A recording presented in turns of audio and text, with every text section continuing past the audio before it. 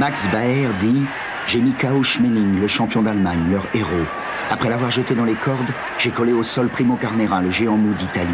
En qualité de misérable juif, je défie aujourd'hui, sur le ring du mépris, Hitler, Göring, l'aboyeur Goebbels et Rosenberg, le gorille philosophe. Comme je ne suis qu'un juif, j'irai seul contre les quatre, avec mes poings.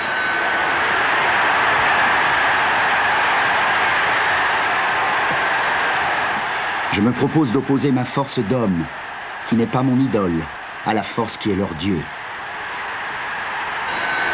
Un seul David, en 1934, peut bien venir à bout de 4 Goliath Bosch. L'esprit est la seule force libre. André Suarez s'identifie au boxeur juif américain Max Baer. Juif, il l'est, hors de toute allégeance religieuse. Dès 1930, avant même la prise du pouvoir par Hitler, il se bat avec sa plume comme un boxeur avec ses poings contre les dictateurs au nom de la liberté et de la civilisation.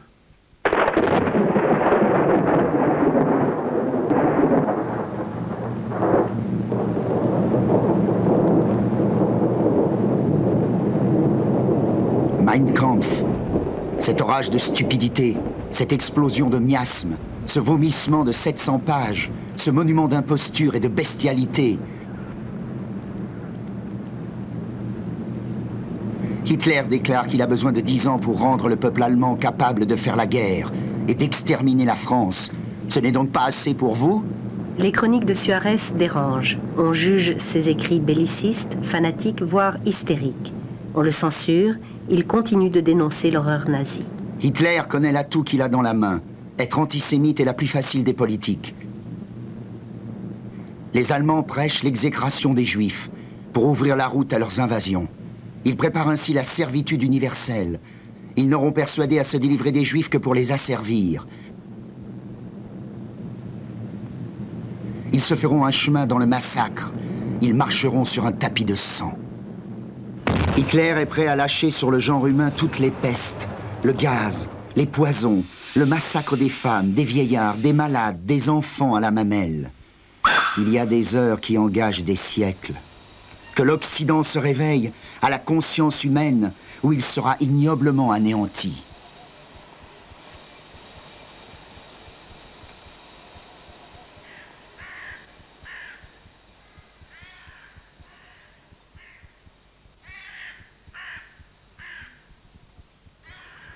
Ces textes sont de 1934 et 1935. Les prophètes ont souvent tort d'avoir raison. Les écrits de Suarez doivent paraître sous le titre de Vue sur l'Europe en mars 1936, quand les troupes nazies occupent la Rhénanie. Son éditeur Grasset juge l'ouvrage dangereux pour la paix et le met au pilon. Vue sur l'Europe ne paraît qu'en 1939. Jean Paulhan reconnaît alors en Suarez l'honneur de la France. La guerre éclate.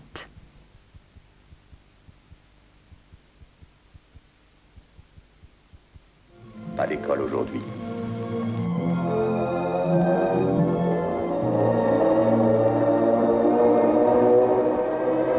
Celui qui se désarme pour n'avoir pas la guerre, l'aura. Et celui qui est fortement armé tant par le fer que par la pensée, celui-là aura la paix, parce qu'il la fera. L'homme ne l'accomplira pas en se faisant herbivore parmi les fauves.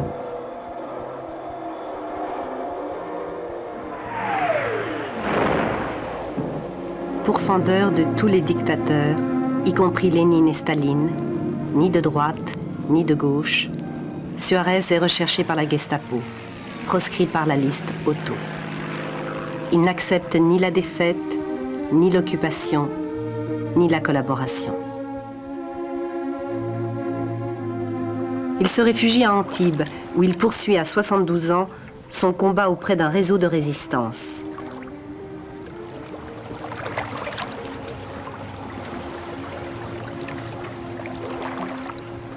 Insurgé, visionnaire, insupportablement libre, Suarez est aussi un homme de cœur et d'émotion, un poète.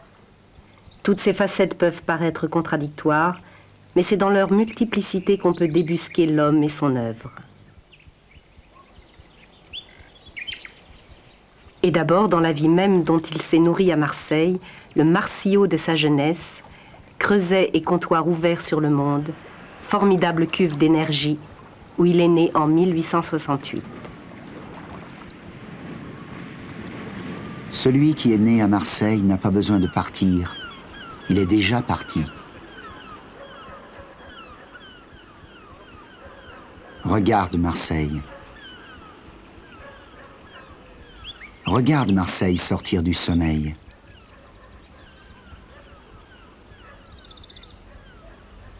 Marsillo est là, qui bondit et qui vit. Elle est couchée sur le dos. Ses deux cuisses sont levées. Les pieds forts et solides sur la terre. Au sud, la Corniche jusqu'à Montredon. Au nord, la Joliette jusqu'à Berre. Sur le genou droit, les Accoules. Notre-Dame de la Garde sur le gauche. Et le sexe de cette Circé puissante s'ouvre par le vieux port. La tête, on ne sait où, sous l'oreiller d'Aix, ou peut-être contre le mur de Sainte-Victoire.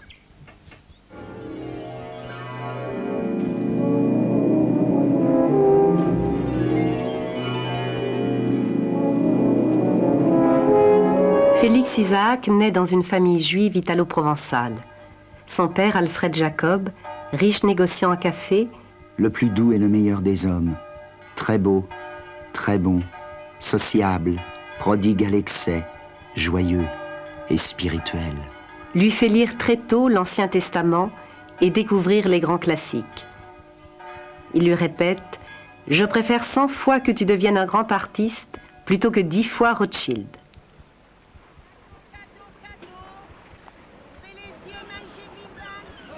Ne vous faites pas marquer.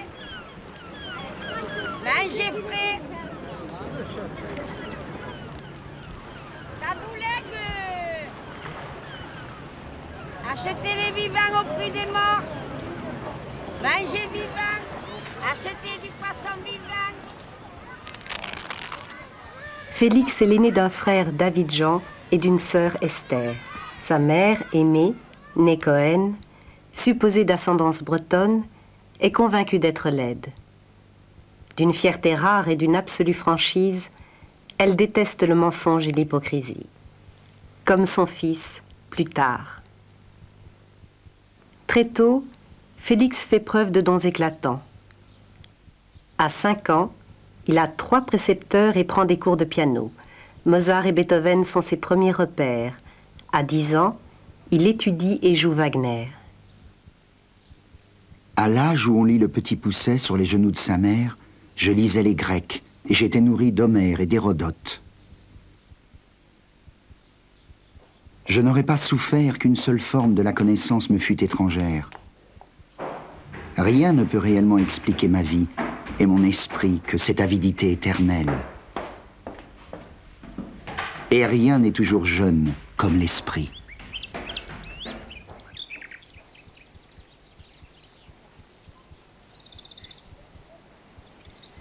Félix n'a que 7 ans quand son père lui apprend que sa mère est partie pour un long voyage. Aimée avait 25 ans. Le caractère de l'enfant se modifie. Il devient renfermé, taciturne, violent. Son frère le surnomme Ouragan. J'ai toujours été sur l'abîme. J'ai toujours tout fait pour le combler de mirages. Il faudra que je compte ma première rupture d'aile, mon enfantine et terrible catastrophe, toujours secrète.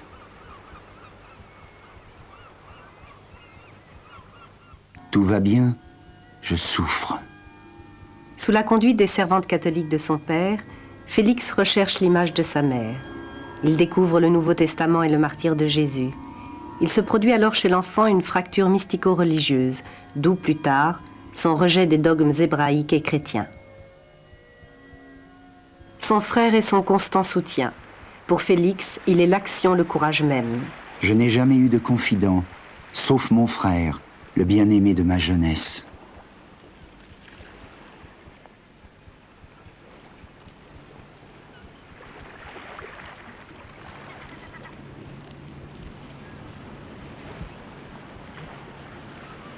Au lycée, Suarez obtient constamment le prix d'excellence. Curieux de tout, et d'abord de ce que l'école ne lui enseigne pas, il se montre déjà... Plutôt dans les étoiles que dans les intrigues. Pourtant, il n'imagine pas de rester à Marseille, où il lui est trop facile d'être premier partout. À peine séparé de son père, victime d'une maladie incurable, il veut revenir à Marseille. Son père le secoue. Tu me dis sois athénien? Je le suis. J'ai du cœur, de l'ambition. Et peut-être ne réussirai-je pas. À Louis le Grand, en classe de rhétorique, le jeune Félix rencontre Maurice Potcher qui le décrit ainsi. Entre ces hautes murailles, il nous fit l'effet d'un merle aux yeux vifs, au milieu d'une cour de bons oisillons. Il nous apparut comme un élève prodige. C'était la vie même, dans la flamme la plus ardente d'un esprit impétueux, riche de toutes les connaissances, indigné par la niaiserie, conscient de la force et de l'étendue de sa propre pensée, maudissant l'ignorance prétentieuse.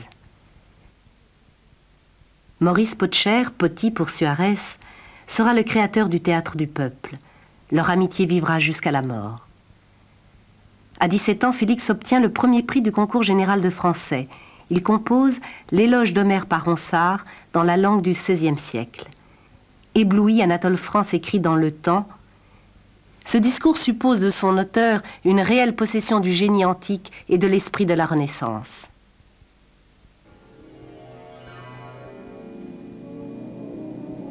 Une des facettes constantes de Suarez, l'insurgé, se précise.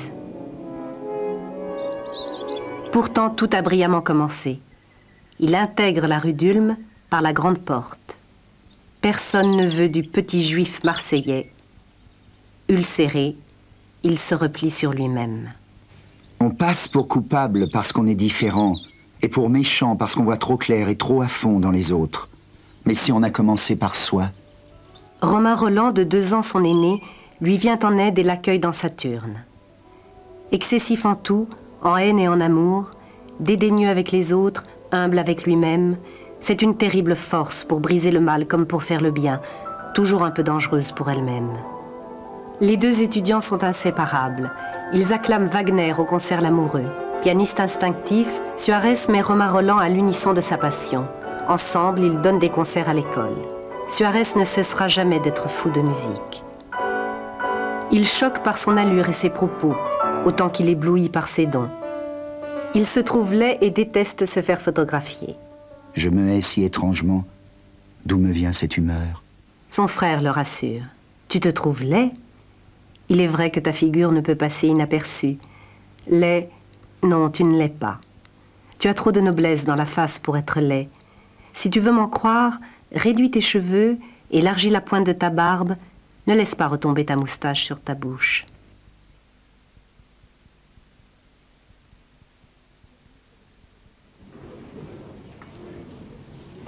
Suarez est l'un des élèves les plus assidus de la bibliothèque. Il s'imprègne de tous les classiques. Mais peu à peu, il s'enferme dans le refus d'enseigner et s'insurge contre le savoir qui fige l'impulsion créatrice. J'ouvre les livres pour étudier, je les ferme pour vivre. Les érudits ne savent pas comment sont faits les poètes et les musiciens. Ils ne connaissent que les livres. Il fait beau les voir, tous ces bergers de l'art, guidant leurs bêtes dans le pré aux livres, transhumant sur les hauts plateaux des bibliothèques.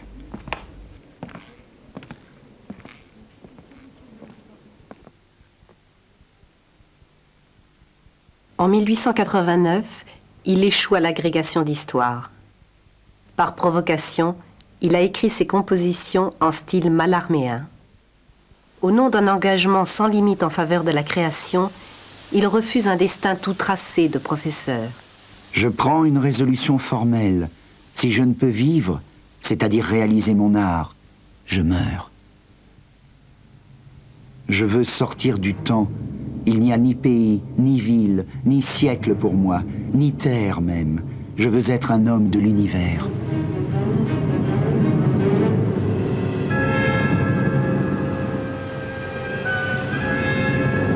Il n'a qu'une idée en tête, partir pour Marseille, retrouver son père paralysé et ruiné. Papa n'a plus rien pour vivre. Il ne cesse de penser à la misère qui menace ses enfants. Il a peur de la mort. Je l'aime trop pour lui voir souffrir une telle souffrance.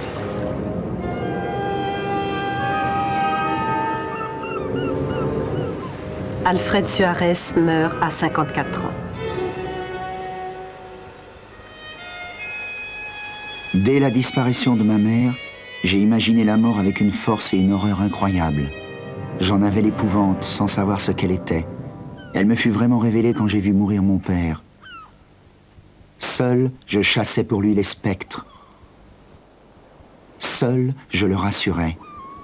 Il a fini dans mes bras. Coup terrible. J'ai passé pour fou. Suarez ne peut plus être Félix l'Heureux. Il devient André le Viril. Sans ressources, Suarez abandonne sa maigre part d'héritage à sa sœur Esther pour lui permettre d'épouser un riche industriel. Son frère Jean, lieutenant de vaisseau, sillonne les mers.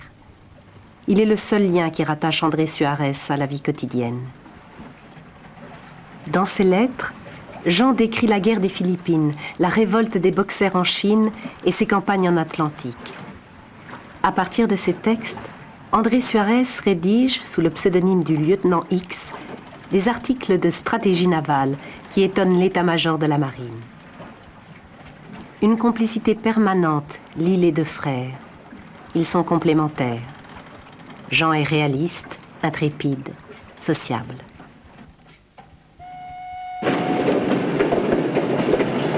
Le 4 novembre 1903, un télégraphiste sonne à la porte d'André Suarez.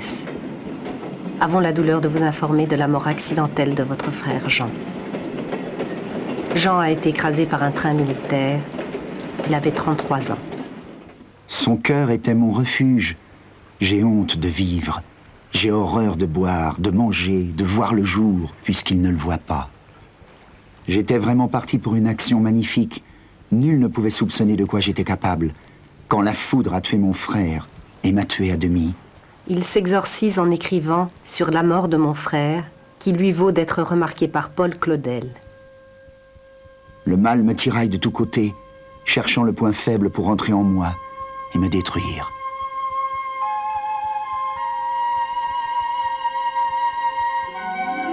Betty est entrée dans sa vie et le console. La liaison n'est pas totalement compatible. Nul accord entre nous. Toute parole tourne à la hargne et nous nous aimons. Et dans les bras l'un de l'autre, ce sont des transports furieux où je me sens mourir. Betty s'accommode de son étrange compagnon. C'est Potcher qui lui a présenté Betty Thoman, ancien modèle du peintre Mucha. Suarez, qui n'a eu que des aventures vénales, en tombé perdument amoureux. Une jeune femme pleine de sang, de passion et d'un élan inapaisable au bonheur. Lionne, à la gorge de sirène et aux hanches de petite fille. Il doute. Vivre avec moi? Ne parler qu'à moi, jour et nuit? N'être qu'avec moi? Ne voir que moi? Quelle gageure impossible! Qui pourrait soutenir un tel défi à la vie commune? Quand Suarez rencontre Marie d'Ormois, fine lettrée, future égérie de Paul Léoto, celle-ci lui inspire une passion toute platonique. Il hésite à tromper Betty. Marie s'impatiente. Par fidélité à Betty, Suarez renonce à Marie et épouse sa compagne en 1926.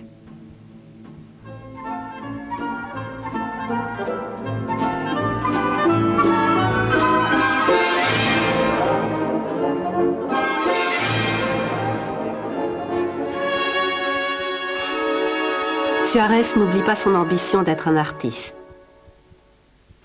Pendant 3 ans, il vit reclus dans un cabanon du Roucas blanc, au-dessus de Marseille, dans la lumière et la misère.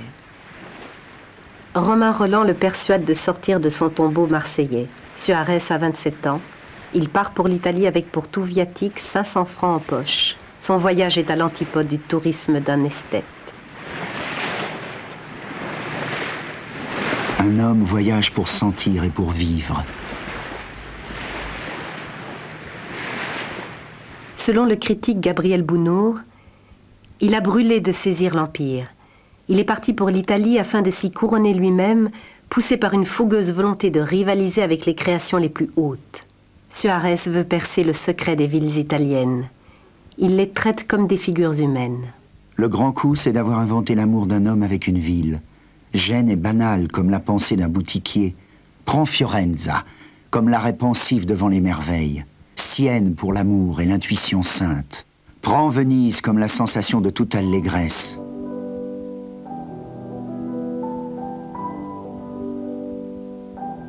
On arrive à Venise comme après tous les méandres de l'insomnie, on finit par descendre sur la plage d'un songe. On vole à Venise comme à un rendez-vous d'amour. On désespère de toucher au bonheur. L'horizon où la ville se dérobe est un infini muet, miroitant et désert. La mer implore le ciel. Encore un instant de clarté. Est-ce le noir qui s'élève ou le soir qui s'incline?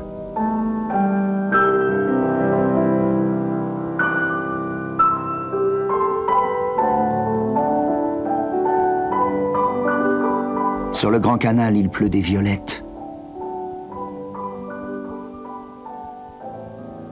Amarrées au ponton, les gondoles se balancent. Elles sont faites au pied de Venise, nées de l'onde, l'une et l'autre, avec Vénus.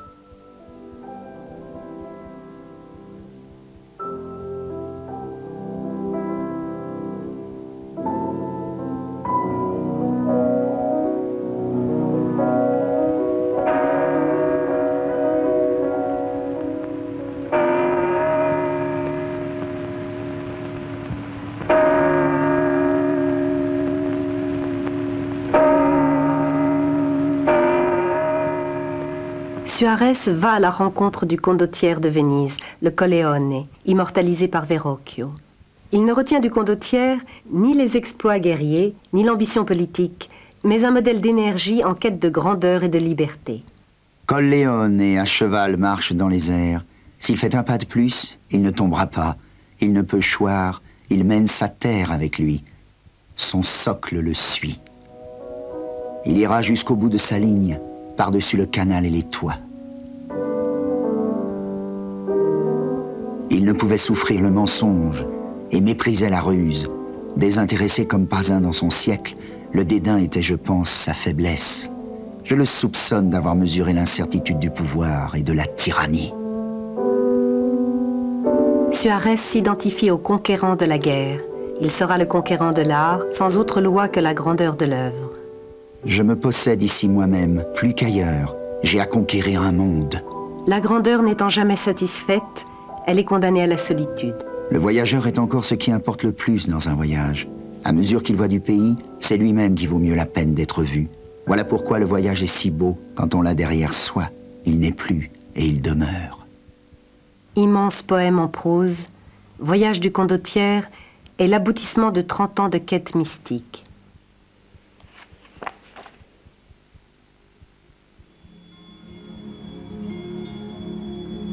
Chaque voyage de Suarez lui permet de progresser dans sa propre connaissance et dans la conquête de son œuvre. Il part en Bretagne à la recherche d'un hypothétique souvenir maternel et se retrouve lui-même dans la brume de Bénodet, où il compose le livre de l'émeraude, succession de courts tableaux, d'eau forte, d'instantanés sur les paysages de son âme, du pays et du peuple breton. Tout m'est tremplin, tout me lance à la poursuite d'un poème, d'une œuvre, d'un rêve. C'est ici le climat de mon âme.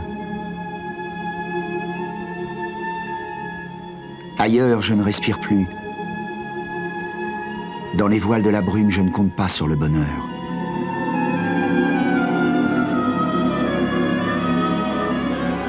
Je n'ai point de lieu, ni de place nulle part. J'ai fui toute foule. J'étouffe, l'air manque à mon âme. Plus je me suis tu, plus j'ai gardé le silence et plus on l'a fait sur moi. Je n'y ai gagné que le renom d'un orgueil sans borne et d'un caractère intraitable.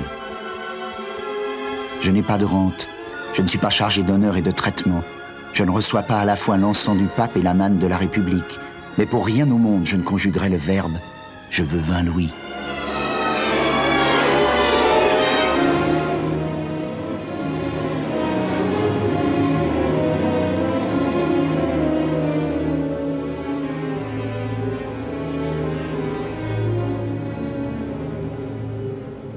Le phare est une pensée de la terre qui vient au-devant de l'homme, errant sur le désert de l'océan. Je suis dans le monde comme un marin dans la nuit. Je crois voir brûler aussi pour moi l'ardeur sanglante de la tendresse humaine. Puis je sors du rêve et de l'ennui. C'est pourquoi je rentre dans cette vie peuplée d'ombre, à la manière du navigateur qui a fait le tour du monde. Publié en 1902 par Kalman Levy, le livre de l'Émeraude vaut à Suarez le prix Montillon de l'Académie française et cette remarque de son frère peu avant sa mort: si Loti lit ça, il sera épaté. En dépit de la percée du livre de l'Émeraude, Suarez demeure le solitaire.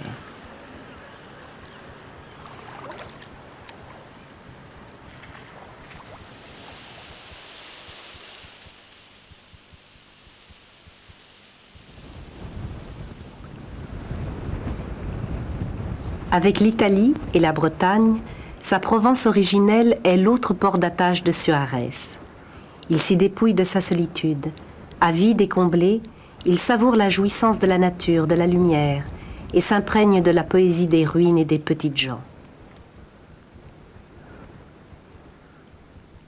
La terre de Provence, pleine de sel et d'esprit, donne à la vie une forme si heureuse que tout excès s'en élimine, et comme le Mistral, le rire emporte les miasmes.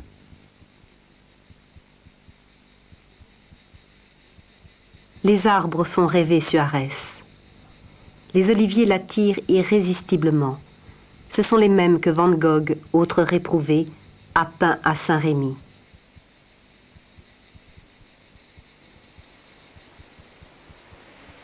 L'olivier, l'arbre à la clarté ineffable, il ne filtre pas la lumière, il la fait.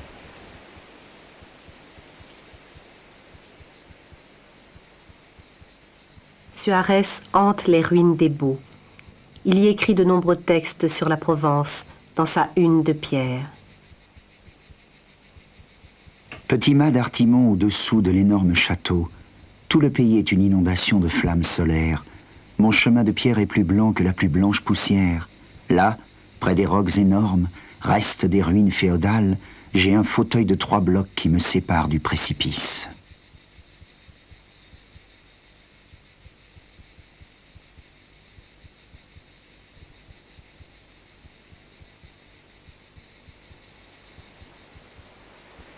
Quand il descend de son perchoir, Suarez se rend chez Louis Joux, artiste catalan, graveur, imprimeur, éditeur.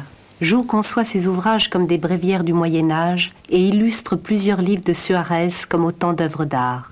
Amour, Musicien, Voyage du condottière, Martiaux, L'art du livre. Suarez, annonciateur, préfigure déjà en 1923 le règne de l'image. Il est possible que le livre soit le dernier refuge de l'homme libre. Si l'homme tourne décidément à l'automate, s'il lui arrive de ne plus penser que selon les images toutes faites d'un écran, ce termite finira par ne plus lire. Toutes sortes de machines y suppléeront.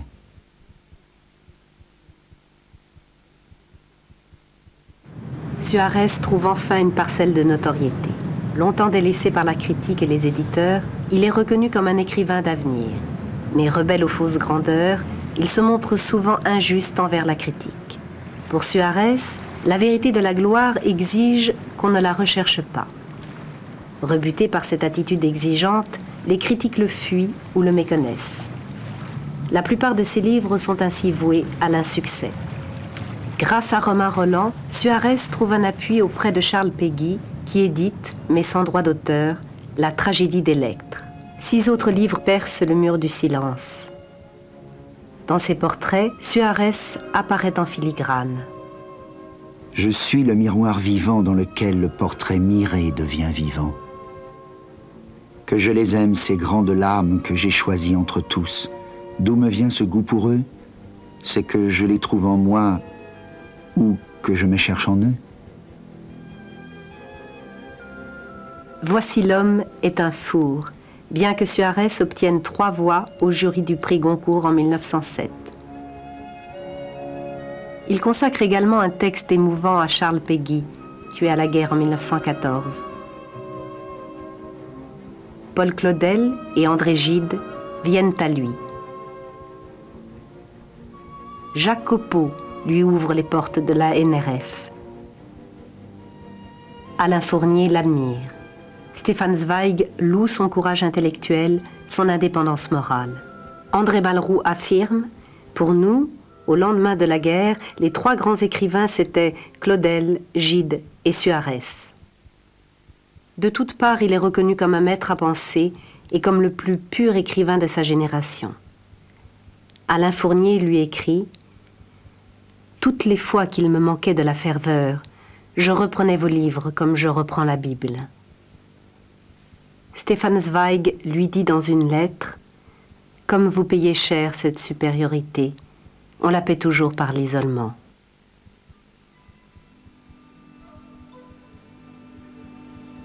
Dans son repliement, Suarez ne peut vivre de sa plume. Il se débat dans d'inextricables soucis d'argent. Il trouve heureusement sur sa route des amis et des mécènes qui le libèrent de ses problèmes matériels. La comtesse Murat l'invite dans son salon politico-littéraire. Suarez accepte, à condition de ne rencontrer ni Maurras, ni Daudet, ni Barrès. Bouclier du Zodiaque et Voyage du Condottiere sont publiés grâce à la comtesse. Gabriel Latil, industriel toulonnais, reçoit Suarez dans sa villa où il expose de nombreux tableaux de maîtres. Il recommande Suarez à Jacques Doucet, grand couturier de la Belle Époque et collectionneur d'art, en décrivant Suarez comme un homme de génie dans le besoin.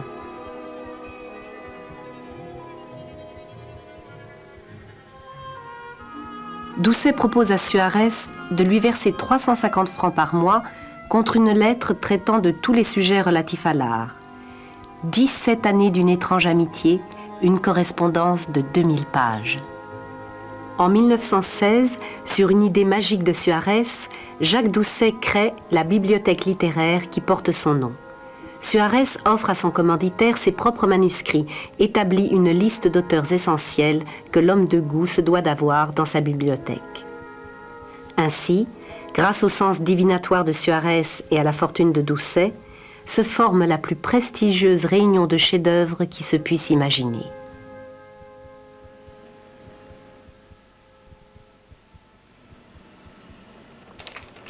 Toujours en avance sur son temps, Suarez associe à ses travaux le peintre Georges Rouault et réalise Passion, un des plus beaux livres de l'édition moderne, avec des eaux fortes du peintre.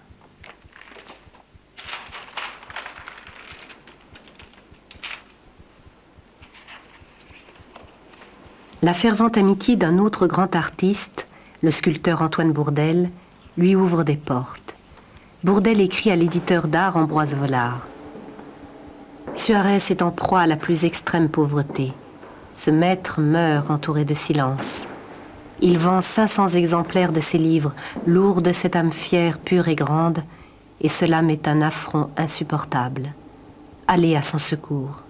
Il y a une porte tragique qu'il faut forcer. Il faut y jeter un peu de lumière, un peu d'air et de pain. Vollard édite Passion.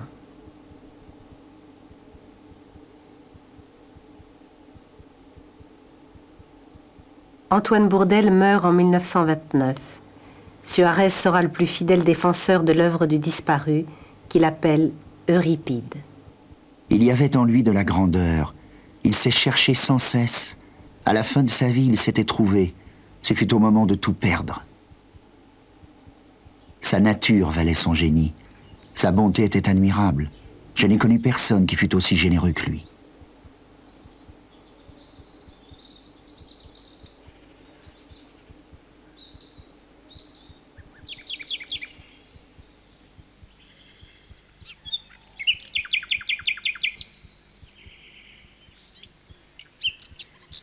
Avant sa mort, Bourdelle a présenté Suarez à Gabriel Cognac, propriétaire de la Samaritaine.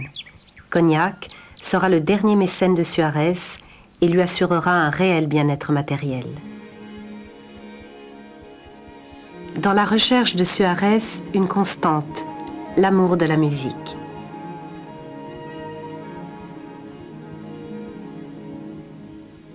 Pendant 3 ans, il est critique musical à contre-courant des goûts du jour. Ses chroniques formeront une étonnante galerie de portraits.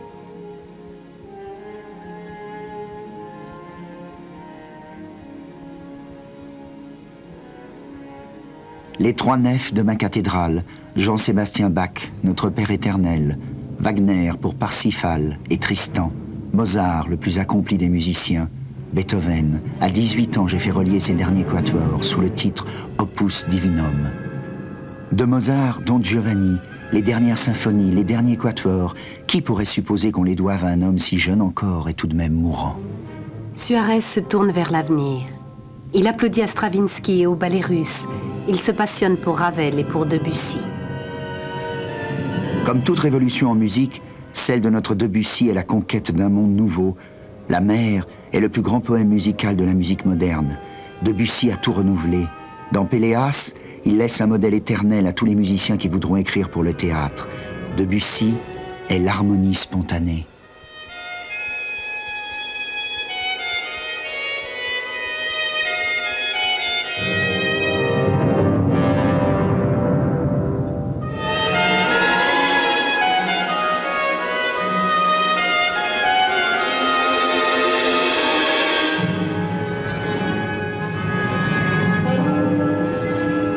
Prophète et visionnaire, Suarez ne l'est pas seulement en art. Il l'a été constamment en politique, et ce, dès l'affaire. Après le J'accuse, il déploie ses dons de polémiste et prend la défense du capitaine Dreyfus en éditant à compte d'auteur 4 fascicules aux résonances contemporaines. Jamais n'a-t-on mieux machiné un complot en se servant des Juifs pour faire perdre la raison à tous les Français. Il est indigne de toucher à Esterhazy. Voilà comment il faut s'y prendre pour qu'il n'y ait plus en France que des Français de France. Il n'y a que le Juif qui ne soit pas français. Ce n'est plus le seul Dreyfus qu'ils poursuivent. C'est tout ce qu'ils appellent une race, que la démence poursuit en un seul homme.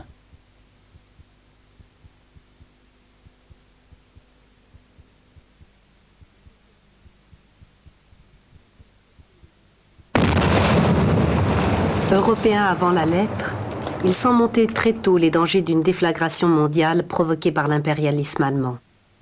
Il n'y a plus aucun espoir d'arriver à la paix de l'Europe et de réaliser enfin une vie européenne si l'esprit allemand continue de ne travailler que pour la race. L'Empire allemand tend à rétablir cet ordre détestable. Il cherche vainement à s'engager à 46 ans. Il ne quitte guère Paris. Il rend hommage à Clémenceau et à Foch, artisans de la victoire.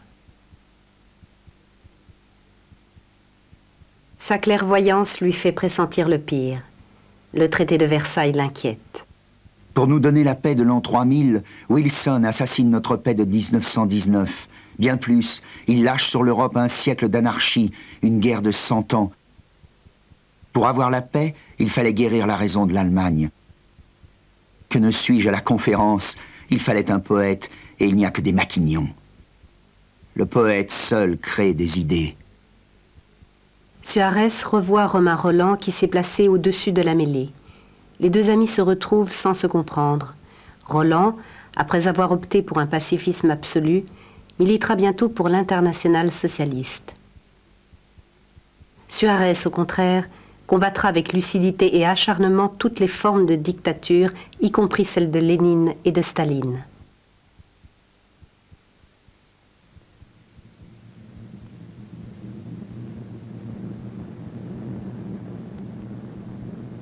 Dès 1930, il reprend ses prophéties quand les nazis accèdent au pouvoir.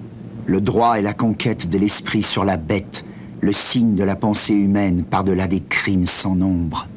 Très tôt, il pose l'alternative en termes clairs. Se ranger au parti de la force brute ou marcher contre elle.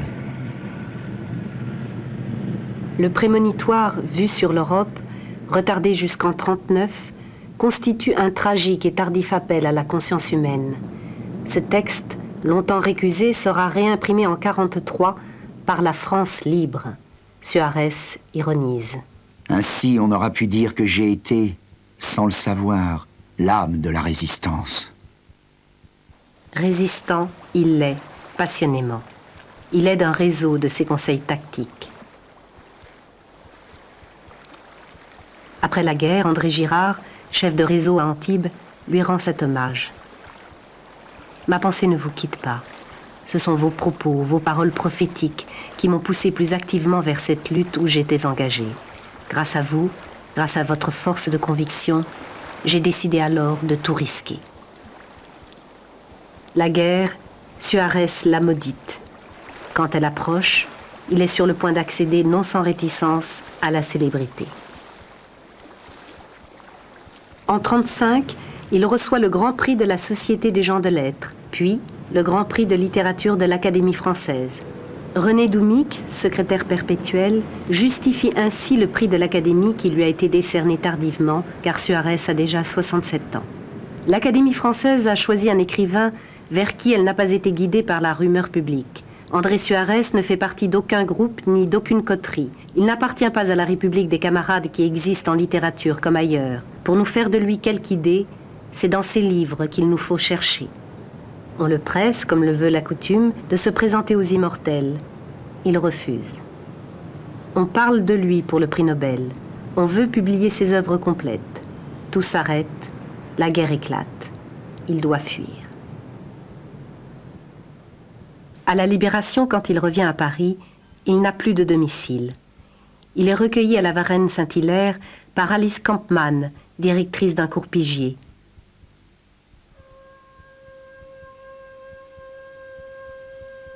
Il épousera Alice 2 ans après la disparition de Betty.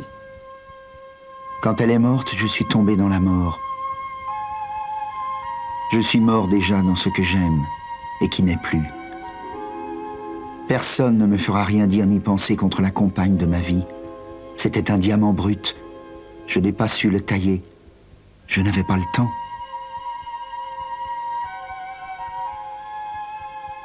Vous m'avez ignoré pendant 30 ans. Que venez-vous faire aujourd'hui? Près de 100 livres, 20 000 pages inédites, 10 signatures différentes, portraits de héros de ville, textes politiques, biographies, poèmes, tragédies. Suarez a tout abordé, sauf le roman jugé genre mineur après quelques essais. Diversité ou éclatement des thèmes, liberté d'expression, universalité des écrits, perfection du style, immense nébuleuse, l'unité de l'œuvre de Suarez se dessine dans le Paraclet, manuscrit inachevé et méconnu. Dans le Paraclet, l'esprit consolateur, Suarez décrit la vie future et le triomphe du bien sur le mal. Le Paraclet est la religion sans église. Toute église est un régime où le dogme fait l'office du tyran. De la religion sans église, l'homme peut naître enfin. Le Paraclet est le voyage de l'esprit en quête de salut. Suarez a d'abord recherché la grandeur en se vouant à l'art, mais le poète est sorti de sa claustration pour participer au salut du monde. Dans le Paraclet, il met fin aux oppositions. Le cœur et la raison, l'art et la vie, coïncident en un but que l'homme ne peut atteindre vivant. Il use constamment du symbole, de la métaphore et de l'ellipse. Je porte en tout le discontinu essentiel que je trouve dans les êtres, dans les choses et les espèces de la vie même. Suarez sait qu'il a joué une partie surhumaine et qu'il a momentanément perdu. À Maurice Potcher, son éternel confident, il écrit « Tenté par la gloire, je l'ai été en permanence. J'aurais pu devenir célèbre si je l'avais voulu, si j'avais accepté de me plier à certains rites. Mais il n'y a rien de tel que de n'avoir rien à soi pour posséder la vie et le monde. À présent, je rentre dans la condition humaine et je dois payer par une négation terrible de moi-même la faute d'en être sorti.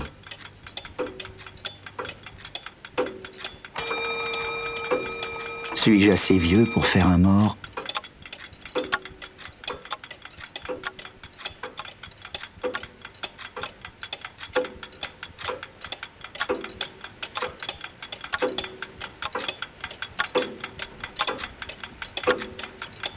Je vais rapidement à ma fin, mais non pas de bon gré. J'y suis poussé d'une vitesse terrible, par une force ennemie, dans une révolte et une douleur sans pareille.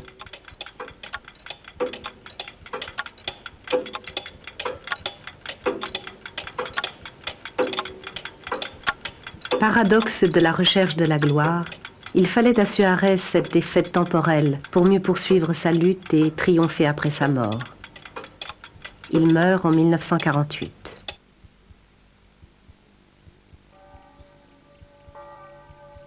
Dans une éternelle solitude, il repose au Beau, l'acropole de la Provence, sur cet autel de rochers qui domine le genre humain.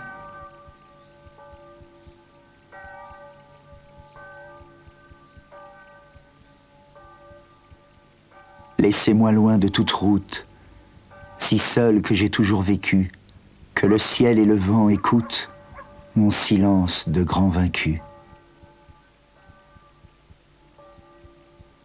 On n'a pas besoin de rêve, là où la vie suffit, où elle est prise pour un plaisir. Je pensais qu'au chef-d'œuvre de l'art, c'est sans doute un excès d'ajouter un chef-d'œuvre de la nature.